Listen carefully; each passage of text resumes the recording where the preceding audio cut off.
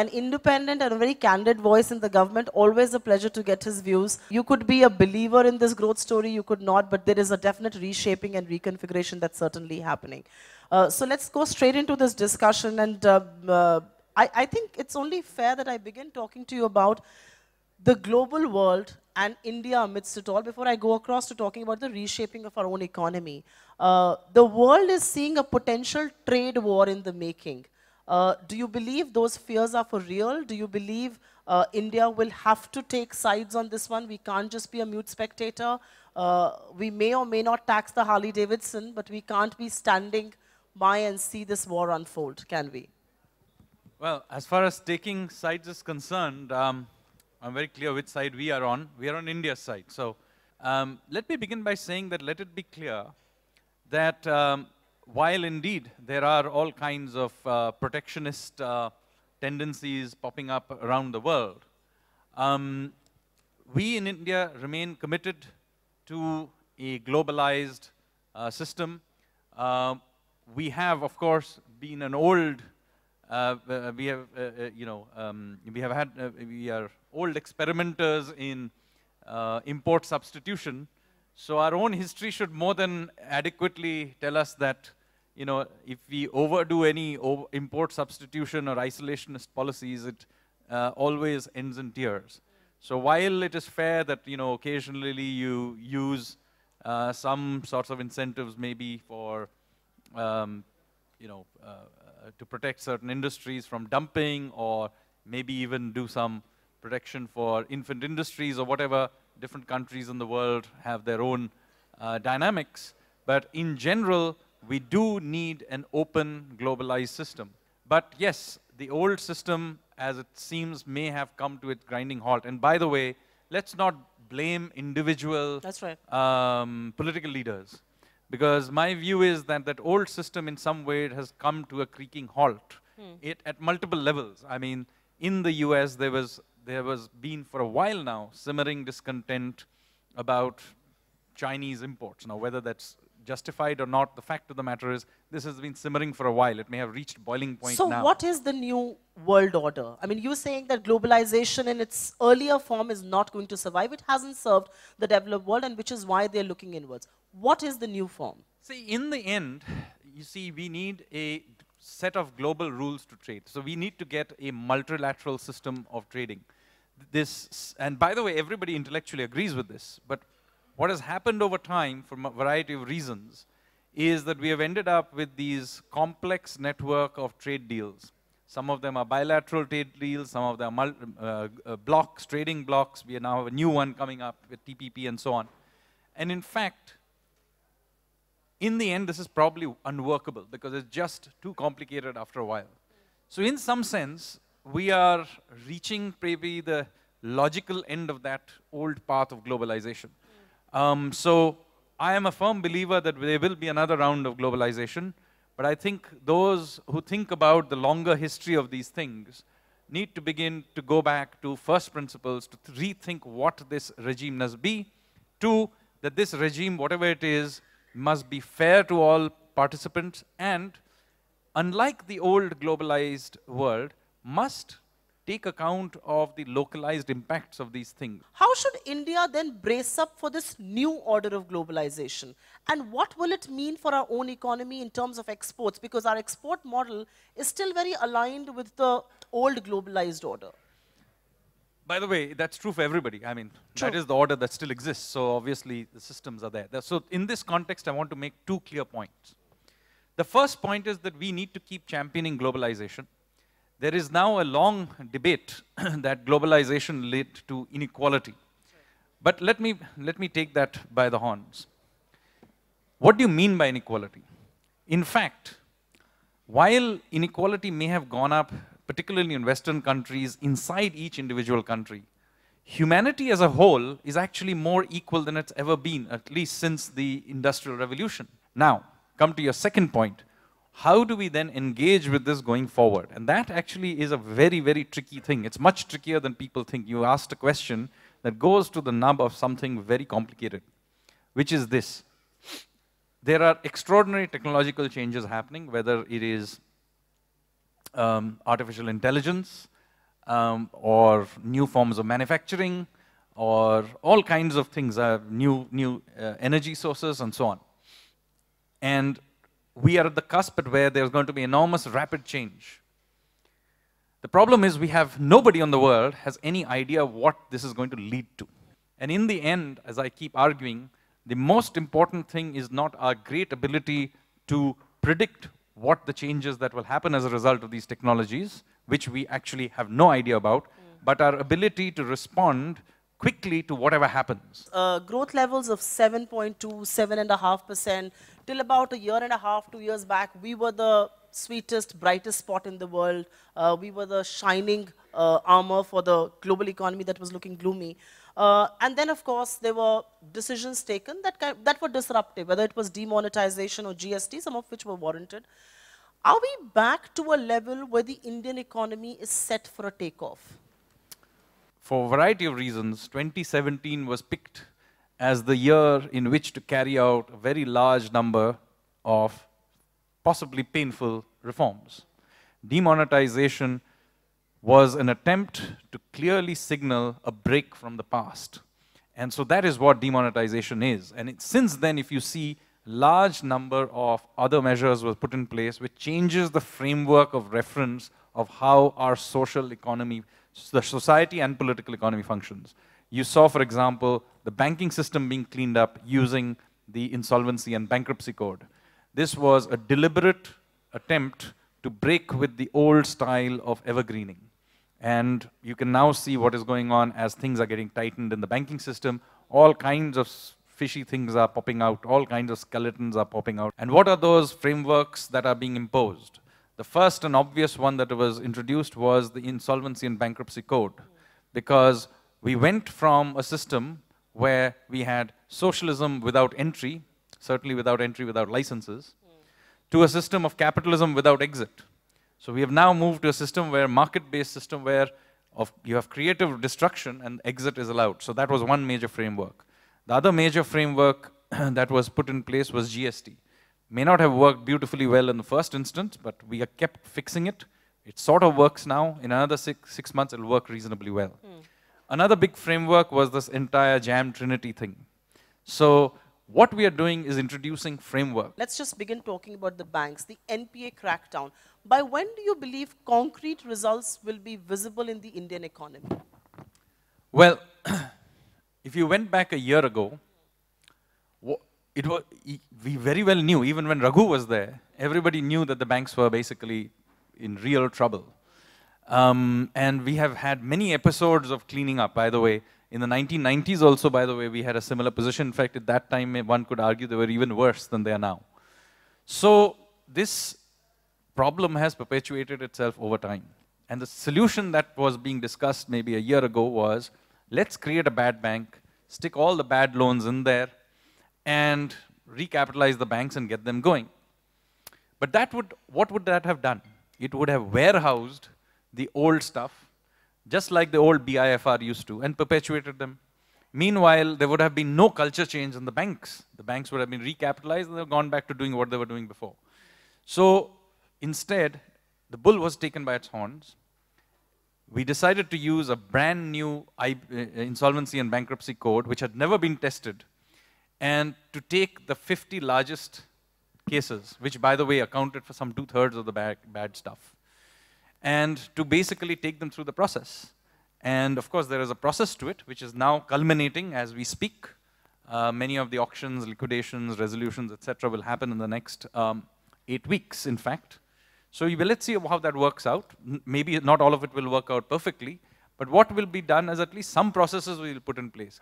The old impunity is at least being challenged at some point. That there is maybe, and of course, by the way, it's not just the political system or the business class. We can clearly see major failures on the regulatory side, which are being showed up at multiple sides. So nobody is covering themselves in glory in all of this. But you know, when you say the regulatory side, I must ask you two questions there. The whole idea is to clean up, and there are critics out there who are saying that the government is going with a very textbook sort of an approach, you know, a blanket ban on promoters, guarantors, related parties. Is that going to stall the system? We haven't really, you know, we've not seen something like this before. Obviously, this is a new experiment that we're doing. But could the government have had a more nuanced approach than a blanket textbook sort of an approach? Because the risk that we run is the collateral damage. Bankers, off the record, tell you there could be a credit freeze altogether because we don't want to lend. You never know what we land up in. So you're absolutely right. Well, I'll argue that it's not quite textbook, because we are in fact responding as it goes. In fact, we are criticized for changing the rules too often, in fact. But one of the reasons is we, in fact, are making a lot of major changes. And let's be very clear, we are in uncharted territories. So the best that can be done under these circumstances is to take feedback and respond, rather than take a rigid textbook approach. And is there a risk of jamming up the system with too much? Yes, there is. And as a policymaker, we have to keep our eyes open for this. So it is a tightrope where you have to impose enough order, but you don't want to do so much that you jam up the whole system, and then people who, you know, a lot of bystanders who are perfectly good credit suddenly, you know, find themselves becoming bad credits because you stop their oxygen. So this is a very tricky game, and, you know, bureaucracies being bureaucracies are very often not fast enough, adept enough to move with that, but that has to change. That is where political leadership comes in, and, you know, that's where basically leadership at every level, even from the regulators, has to come in. Leadership matters under these circumstances because there you have to look at what is happening and respond. And if response doesn't happen, there's no point in saying later that, you know, operation successful but patient dead. Absolutely. At least you're being candid enough to admit that we run the risk of an overreach, but we have to keep agile and keep responding to the situation. Let me just quote two instances, and I'm sure a lot of people in this room will identify that. The last night ban of LOUs by RBI and perhaps the scanning of 50 crore worth of NPAs, passport details. Is this the overreach risk that we run? Well, I'm not in a position to comment on an Sure. RBI decision that they have just introduced. But the general point remains that you have to take a nuanced view of these things, particularly because you are not dealing with a siloed system. You are dealing with an interconnected ecosystem, and if you block off oxygen to one part, it rapidly spreads to the rest of the system. So you have to take care about these things. So while I do not wish to comment on a specific decision, this is something that policymakers have to be careful about. But is this a time as good as any to then talk about the banking sector reforms? There is a lot of buzz. Articles are written every day. We've got commentators on news channel every day come and say privatization is the way out. Do you believe that's the remedy? At the very least, I'm very pleased that there is a loud debate about this matter, because this state of affairs has actually festered for a very long time. The fact that this is now being brought into sunshine is in itself a good thing. There should be a debate. Let me clarify, however, that privatization is not an immediate top of the table thing that is being considered by the government. There are many things that we need to do much more immediately, including, by the way, this last part of the IBC process for the first top 12 defaulters. So that is now we are going to go through it, and we can't take our eye off the ball. But yes, there are longer term, bigger picture things that we need to think about. And I'm glad, you know, there should be a public debate about what to do, whether it is governance, privatization too, why not? Have a debate about it. Have a debate about, you know, what do you mean by privatization? There are many shades of such things. But is privatization the answer to some of the ills that plague the public sector banking?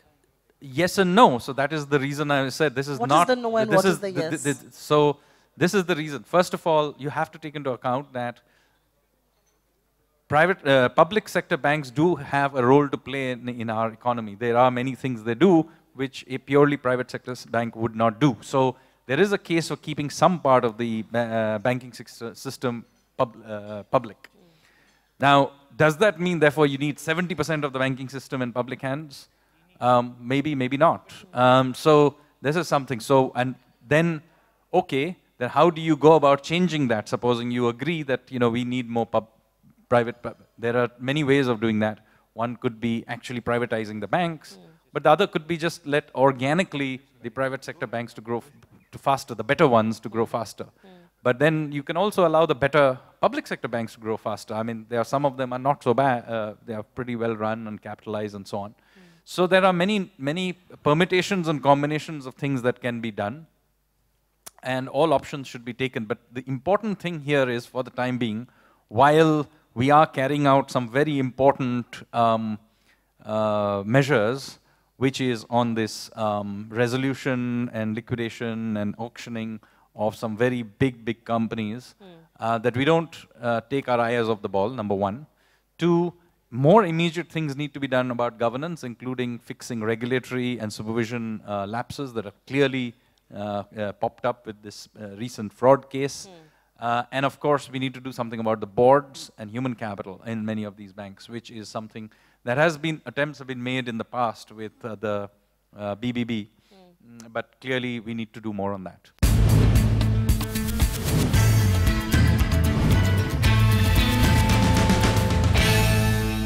You say very pragmatically as a policy maker that we have to be agile and we have to keep responding, and nothing can be iron cast, and nothing can be cast in iron. And many people in this room and otherwise in Indian industry tell you that the IBC norms perhaps need a little bit of changing. The government is of the view it should be done. How soon will we see the minor tweaking that's on the cards? Always. So the point I'm making is, this is a feedback-based government. Tell us what needs to be done, but always remember, with each change, you make the system more complicated. So beware of the unintended consequences of everything that is done. In the end, this, you know, all governance structures basically function by allowing for some give at the edges. The question is, what are the trade-offs we make? Every system will have trade-offs. What are the trade-offs we want to make? Clearly, when the law was originally made, it had certain trade-offs. Then later on, for example, in November, December, we decided, no, the trade-offs were better for the time, at this point in time, for not allow the old promoters to bid. Now, clearly there is a cost to it, because maybe it restricts the number of entries to this. But for a variety of reasons, we decided, look, if we want if what we are attempting is a wider change in the political economy, then this is a price that is worth paying at this point in history, because we want to change the whole ecosystem itself and not allow it to be subverted by the existence of rules that may at this point be too liberal. Similarly, we'll make other changes, but you know, at every change we have to be aware that we are making some trade-off, and if the trade-off is worthwhile for the policymakers of that time, it should be done. Nothing is cast in iron. But as a policy maker, when you see it from the other side, the rules of the game have changed. There's no denying that. We can't play by the old rules. Those rules have changed. Is there greater acceptance? Is there greater acknowledgement, endorsement of the fact from Indian industry that the rules of the game have changed? What applied in the past cannot apply anymore. I mean, debt can no longer be treated as equity, no matter who you are. I think the culture has changed at multiple levels. I think everybody now accepts that we are now playing by new rules. People are, of course, figuring out, including policymakers, are figuring out what the new landscape means. And I think everybody will be better off for it in the end, because it is a much more rule-based system where everybody plays by, hopefully, some sort of a transparent, in a transparent way, play the game. So in that sense, yes. That doesn't mean that this new setup is cast in iron, or that it doesn't need tweaking, or that indeed more changes are not needed. Some major framework changes may be needed going forward, not the least in the whole area of enforcement of contracts, dispute resolution and so on, and the whole area of legal sector that we need to have a serious debate about. By the way, it is not for nothing that the Economic Survey has a full chapter on the need for reforming the legal sector. I mean, not just the judiciary, but the whole ecosystem. Landscape needs to be rethought. So there are many areas that still need to be done. How would you assuage concerns on the part of Indian industry who feel that As a part of the cleanup, there is this environment of suspicion.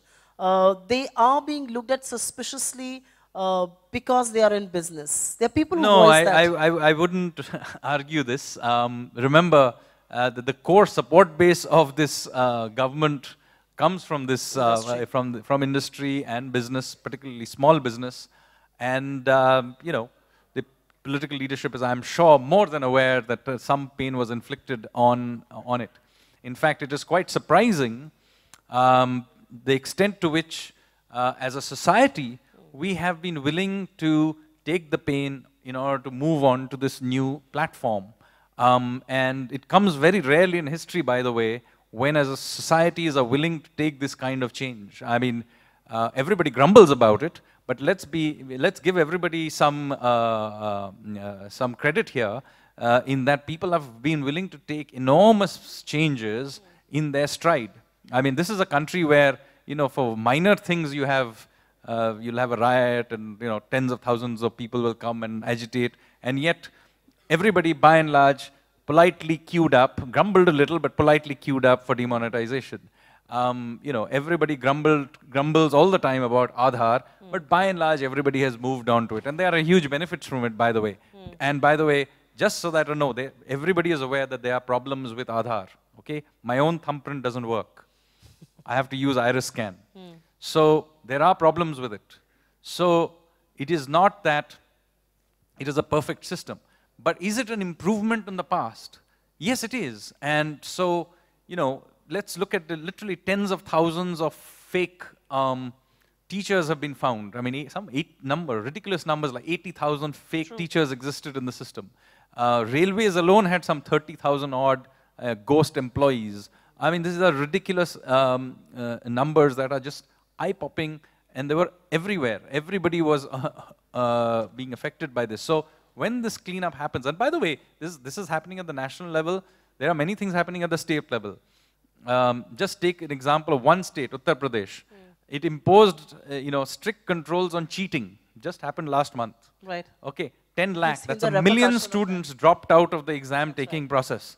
That's a ridiculous number. Now, you can argue this is a, you know, indictment of the education system, that, you know, so many kids feel that they cannot pass the exam without cheating, and that too needs to be fixed.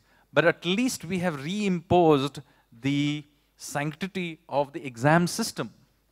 Fair enough, and I think nobody will doubt that. A quick question on GST before I open it to the audience. You were candid to say there have been teething troubles. It hasn't been the most ideal takeoff, and perhaps for a reform of that size and for a country like ours, it wasn't going to be.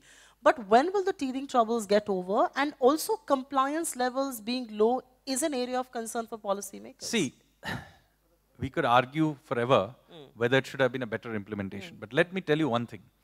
We debated for 20 years. We could have debated it for another 20 years. The only way you could introduce some major changes like this in India was to introduce it and then make changes, because there were always going to be unintended consequences, no matter how much you thought. By the way, much simpler countries with much simpler GST systems had a lot of trouble. Australia comes to mind, but almost everybody had all kinds of trouble, teething trouble, for years. So our system is not perfect. Should it have been simpler? Yes, it should have been simpler. In fact, the central government always wanted a simpler system. We just couldn't negotiate the states to come to it. By the way, now the states accept that it would have been better to do. But now we don't want to change it all over again, so we let it settle for a while. But believe you me, ideally, a few years from now, if you left it to me at least, I would end up with a much, much, much simpler system. I mean, don't hold me to it, but so this is my personal opinion. Ideally, what you should have a system in which essentially you should have the bulk of goods should be on some one rate, say 15% or something like that. And then you have some exceptions to it, some luxury good type things at maybe 25, and maybe food type things at 5. But you know, the average shopkeeper, without having to go through some booklet, should be able to roughly tell you which good gets taxed at which rate, just off the top of his head. That's when I know that the system works. I wonder if the politicians will agree with you. Actually, the politicians agree with it. They do? We won't get into a debate about who don't. We will not make this political. But a quick question, before I open it to, and please identify yourselves when I do. There is this raging debate, thanks to the Nirav Modi scam, on the role of auditors and institutions and how supervision failure led to this scam. Is there a case for an overhaul completely of the way auditors work in India, the way regulatory supervision happens? Yes, absolutely. There needs to be a debate on who is held accountable for these things. And this is true of the regulators, all the regulators, and also the various professions that are supposed to do truth-telling. CAs, auditors, company secretaries. I think there are a lot of views from the government that you've heard today. There is, of course, cleanup that is required, and there will be a cost to this cleanup. And I think as an Indian, you need to brace up for that. Thanks very much.